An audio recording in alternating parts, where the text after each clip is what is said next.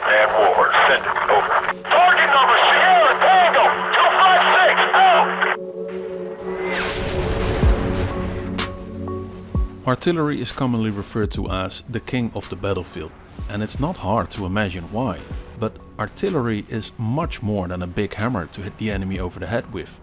If used correctly, artillery can be the most versatile tool in your entire arsenal.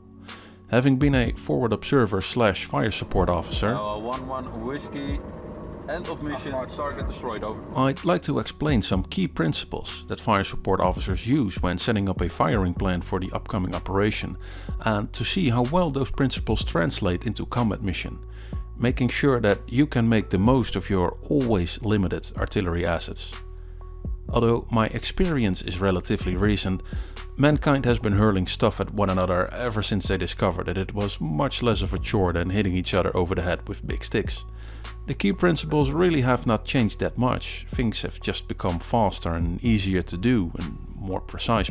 But at least the principles that I will be going over in this video will be applicable to any combat mission title, no matter the time frame. The first step towards effective use of artillery is thinking in effects and not in the amount of artillery shells that you can call in on the enemy's position. Although there is beauty in blowing digital things up just for the sake of it, it's thinking in effects that allows you to use the true potential of artillery and make sure that no round goes to waste, or at least not as many.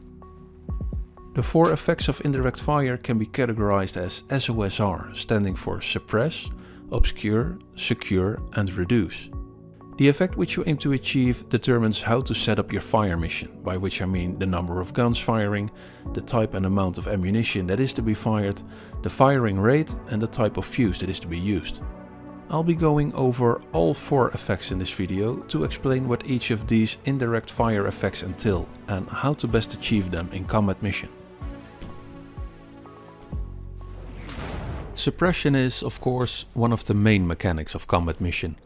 We've all seen our soldiers cower on the ground or being unwilling to follow orders because they're suppressed by incoming fire, as indicated by this little meter in the lower left corner. The classical use of suppression is using a firing team to suppress an enemy position with small arms fire, while an assault team closes in to finish it off. A good tactic for smaller engagements, but it doesn't scale very well for the larger ones, because of the amount of precision that is needed with small caliber weapons. You can fire 1,000 rounds in the general direction of an infantry squad, but they will not be impressed by that if those bullets fly by more than 10 meters off to the left or right. To effectively suppress an enemy squad, they'll need to hear bullets fly just over their heads or striking the ground just in front or behind them. So if you want to suppress an enemy platoon, for example, that has taken in position in a rather large tree line, you're gonna have to pump a lot of lead into that area to suppress them, and even then the results will probably be doubtful. And this is where there's a solid case to be made for using artillery to suppress a larger area. Because mortar and artillery shells, as do probably all explosives in the game, have a much larger area of effect when it comes to suppressing than small arms fire. I've lined up a couple of crash test dummies here to demonstrate this effect. Each ring on this field has a radius of 25 meters, and that's about 80 feet. So I will fire 10 rounds in as close as I could get to a 30-second time span, and then I will check the effect that this has had on the suppression levels of the survivors in each ring. After 10 rounds of 82mm mortar shells, 100% of the troops in the first ring are cowering.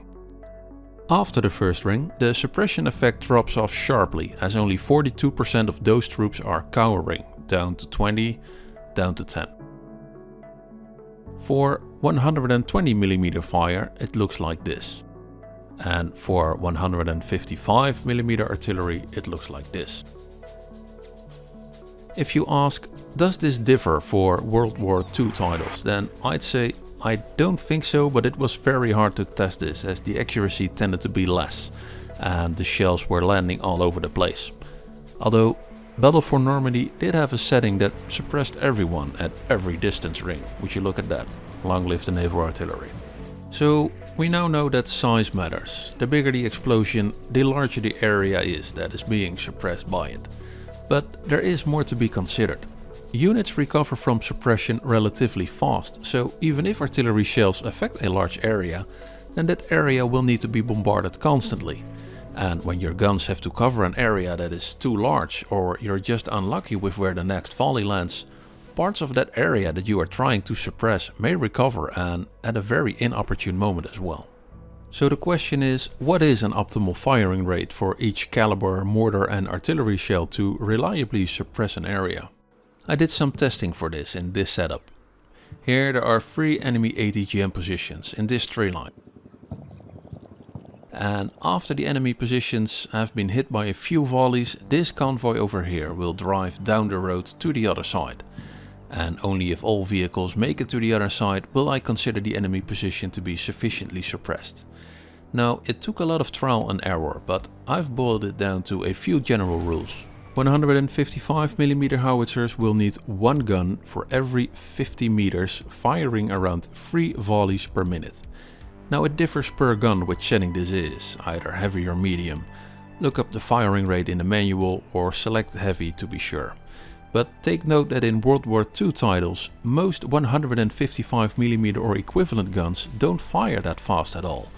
Not after the first few rounds anyways. And in that case you're better off relying on mortars for this task in that time frame. 82mm mortars will need 1 gun for every 30 meters, firing at a heavy rate to reliably suppress an area. Now, suppressing an area this way eats ammunition like nothing else, but know that it is an option nonetheless. All other calibers in between the 155mm howitzers and the 82mm mortars will fall somewhere in between these two. So what about vehicles? Will they be affected as well? Unfortunately not. Artillery in no way suppresses the crews of vehicles, not of armored vehicles anyways. A tank that's been shelled for 5 minutes non-stop will be just as quick to react as an enemy as any other, and just as accurate, provided that the optics are not damaged by the artillery fire. Now here's one last tip about suppression. If you aim your fire mission just in front of the position that you want to suppress, then the dust that is kicked up will blind any non-thermal sight equipped enemies. I'll demonstrate this here. You can see that this thermal sight equipped unit can see through the dust, but this vehicle can't. So planning a suppressing fire mission just in front of the enemy position may well blind any unit that isn't sufficiently suppressed. And with that, we've made a nice bridge to the second effect, obscure, which is of course the use of smoke on the battlefield. Like suppression, the point of smoke fire missions is to gain freedom of movement for your own troops on the battlefield, either to break contact or to advance. In real life, when planning a smokescreen, I would tell the guns that I needed, for example, a 200 meter smokescreen at these coordinates that would last for so many minutes. And then the guns would do the actual hard work of working out how many rounds would be needed, fired by how many guns, firing at what firing rate given the current weather conditions, etc. In combat mission, much of that hard work is up to you. Except of course for selecting the firing rate, as this will always be set to medium automatically when selecting a smoke fire mission. But you will have to work out the number of guns needed for a smokescreen of this size under these wind conditions. Select too few guns and the smokescreen will be patchy, as smoke grenades fizzle out before new ones can be fired to replace them. Select too many guns and your smokescreen will be unnecessarily dense and short-lived because the ammo consumption is higher than what is strictly necessary. When I started making this video, my goal was to formulate some easy to remember formulas for each indirect fire caliber that would always result in an acceptable smokescreen in combat mission, kind of like what I just described for suppression. But given the many available armies, guns and types of smoke shells and time frames, this proved to be unrealistic. So instead I'll focus on a few factors that I believe are key to planning a successful smokescreen. First off is the weather. In real life there are a lot of meteorological factors that determine how easy or how hard it is to get a good smokescreen going, such as temperature and humidity and the difference in temperature between the ground and the air above it. But the only factor that I found to have an effect in combat mission is the wind. Let me show what different wind speeds do to smoke by putting down a 300 meter long smokescreen using 3 howitzers with a left to right wind at varying wind speeds. If we skip ahead to the 1 minute mark after the first volley, then we can see that the wind strength already has a significant effect on how the smokescreen develops. Heavy wind just seems to blow the smoke away without it obscuring anything. I'd say that smoke is not much use under these wind conditions, which is true to life. At the 1 minute mark, the medium wind appears to allow the smoke to cover a larger area faster than at the lighter wind speeds, with no wind not covering much of anything yet. But when we skip ahead to the 2 minute mark, things start to look different. The stronger the wind is, the shorter individual smoke particles last before they disappear, creating a thinner smoke screen overall. The lower the wind speed, the slower a smoke screen will move and cover an area, but the longer the individual smoke particles last, and so the denser and more reliable a smoke screen is. So a few conclusions from this. The stronger the wind is, the faster smoke will blow away, and so you'll need to select more guns than at lower wind speeds to prevent gaps from opening in your smoke screen. I'll demonstrate this here. I'll add 1 more gun for the light wind speed and 3 more guns for the medium wind speed. Now we have smoke screens which are about equally dense and reliable. So make sure to check the wind speed when setting up a smoke screen and plan accordingly. You can check this by clicking the lower right menu button and then selecting conditions. It will tell you the wind strength as well as the wind direction. Note that the wind direction is where the wind is coming from, so if it says west, then the wind will blow your smoke to the east. Another important factor is the type of smoke shell you're using. In combat mission there are 2 types of smoke shells. There's HP, which is basically the standard smoke shell, and in the list of available ammunition it's just labeled as smoke. And then there's white phosphorus, labeled as smoke WP. White phosphorus, or WP, is a substance that ignites when it's around oxygen, producing a thick smoke screen almost instantly. And unlike regular smoke shells, WP has a chance of taking out enemy troops because it's basically a rain of inextinguishable fire. Doing so is a war crime of course, but I'm telling you so that you can be aware that your enemy might try to do something like this. Lastly, white phosphorus also suppresses enemy units because of the mentioned disadvantageous effects on your health. Now, you'd think that these properties make white phosphorus all the rage, but I much prefer regular smoke shells because of the drawbacks of WP. First of all, white phosphorus shells produce smoke for a much shorter period of time, as I'm showing here.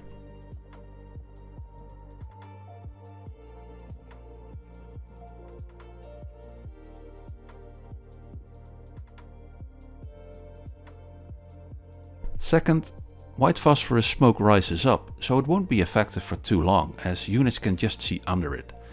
And that's a tricky thing, because since you mostly view the battlefield from a bird's eye view while playing, it may look to you as though you've got a good smoke screen going, while actually everyone at ground level can just see under the smoke.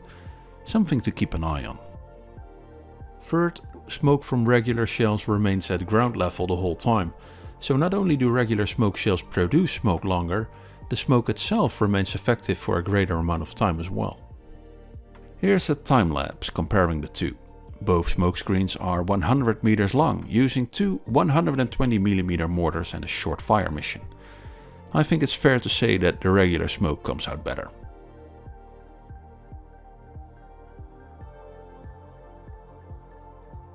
Here's another comparison for World War II titles using Battle for Normandy and medium mortars, creating a 100-meter smokescreen.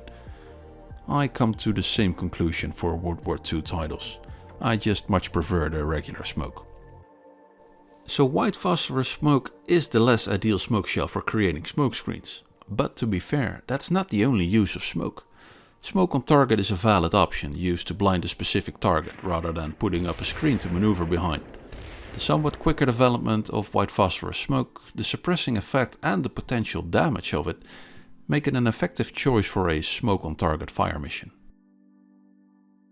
On to the third effect, secure or interdiction.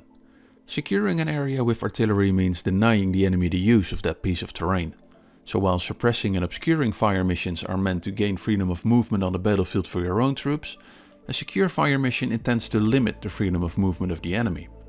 So let's say that in a game you and your opponent both want to take this village, and that if your opponent were to deploy anti-tank assets into this tree line, you would have a hard time reaching it. A secure fire mission would be used to make it impossible or at least very costly for your opponent to do so. You would be securing this tree line. Of all 4 indirect fire mission effects, I think that secure is probably the hardest one to mimic how it would work in real life. Because in real life, troops won't be keen to follow an order when you say, "See that hill with all the artillery falling on top of it? I want you to go up there and take a peek." But in combat mission, your troops will just do it and follow orders without question until they are hit. And especially tanks are likely to come out the other side unharmed. In real life, the effect of a secure fire mission largely depends on the fear and the sense of self-preservation of the individual soldier, and this is hard to simulate in a game. Yes, morale is a factor that is weighted in combat mission, but that is as a response to current and immediate threats like "I'm taking fire right now", not in the sense of fear of what might happen 5 minutes from now if I move into that area with the artillery falling in it. The only sense of that in the game is the fear that your opponent might have of sending his pixeltroepen into that situation, and this has two consequences. First, this specific fire mission effect only works against a human opponent, as I don't believe the AI can recognize this specific type of fire mission effect and act accordingly. Second, your opponent won't be writing letters to the mothers of his deceased pixeltroepen. He will very likely be a lot less careful about the lives of his troops than real-life commanders. So while in real life it's enough to make individual soldiers believe that there's a real chance of getting hurt if they move into that area, in combat mission it's really not. You'll have to make your opponent believe that he will lose a large portion of the troops he'd send into that area.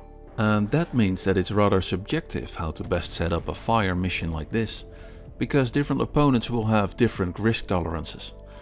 I can test and check and test again every fire mission effect there is in the game by counting casualties, checking suppression levels, timing smoke grenades, but I can't quite empirically test what it'll take to influence the decision making process of your opponent. So I'll just give a few general pointers. A howitzer platoon will often have like 100 shells or more.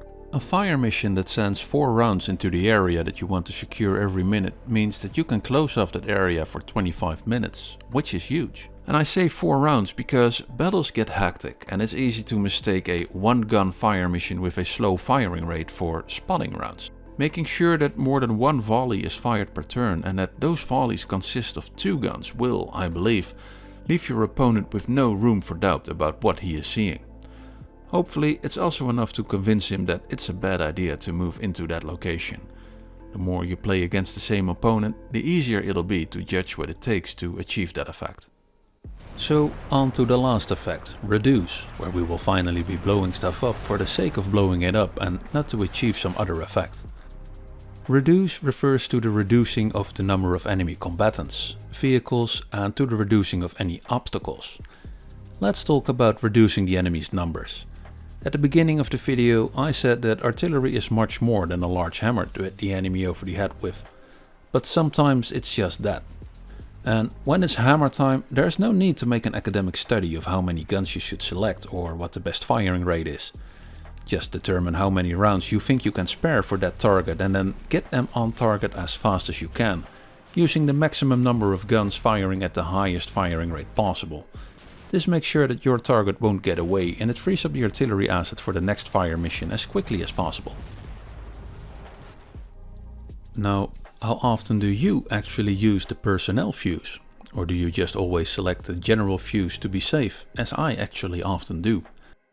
There are circumstances where the personnel fuse nets better results, and after quite a bit of testing I've run into some surprising results that will affect my choice of fuse in the future. But first, for people who are unaware what the difference is between the two types of fuses. A general fuse detonates the shell on impact, and usually this is on impact with the ground, but in the forest it'll explode on impact with the trees and branches also, and this is also modeled in combat mission. A personnel fuse makes the round explode just before impact, a few feet above the ground, creating a shroud of shrapnel that rains down on the poor suckers below. Of course, the personnel fuse, as it's called in combat mission, gets its name from its intended purpose, taking out personnel. But how much more effective is it at that than the general impact fuse? And what effects do different types of terrain such as forests and built-up areas have on it? Let's take these guys standing in an open field and let's fire a 155mm howitzer shell at them. Now we count the casualties, rewrite that number down and re-repeat this 19 more times, each time adding up the casualties. This gives us a total number that for clarity we'll say is 100%. Then we switch the general fuse for a personnel fuse and we repeat this experiment 20 more times, each time counting the casualties. This gives us a total number that is 23% higher. So in an open field the personnel fuse is 23% more effective against infantry. Let's say that it is 123% effective. Now we can repeat this for all sorts of conditions and for the two different fuses. Exciting, isn't it? Oh, and you wondered why there's such a long time in between my videos. Alright, so what about forests? I haven't changed a thing about the infantry. They're all still in the exact same spot as they were before. But what I have done is create a large dense forest around them. And repeating the same experiment 20 times, I found that artillery with a general fuse is only 62% as effective against infantry as it is in an open field.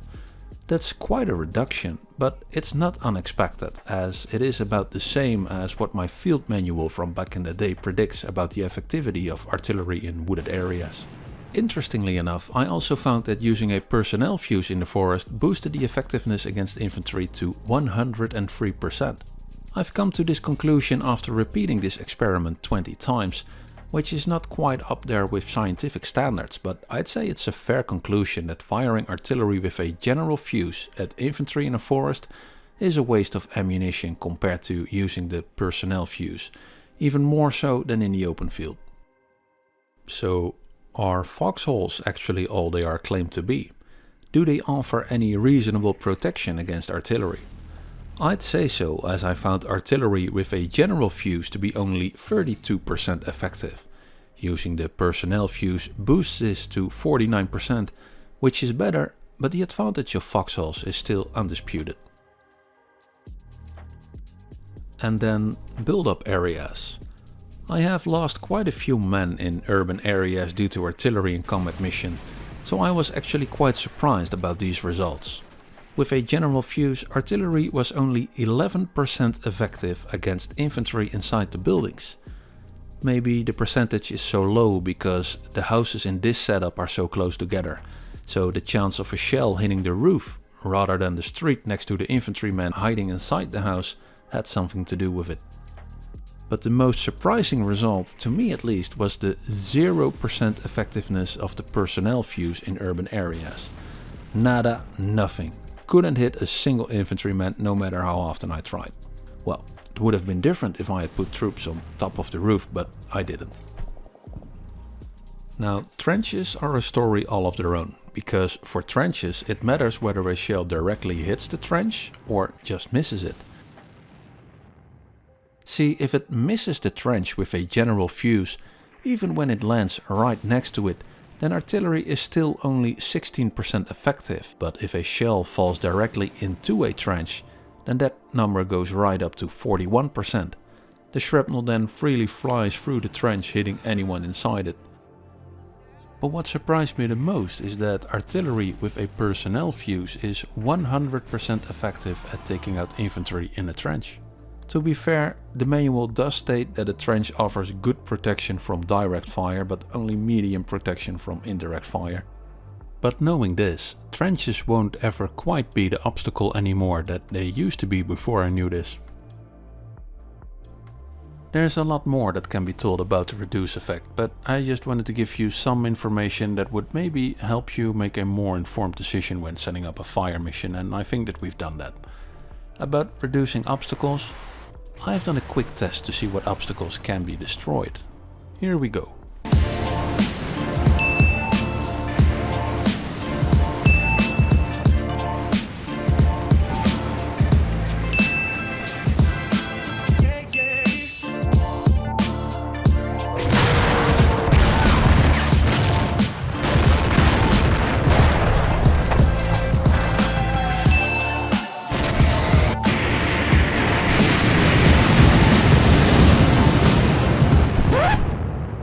Turns out that trenches can't be destroyed. They may only offer subpar protection from airburst artillery, but they will keep offering that little bit of protection until the end of days, it seems.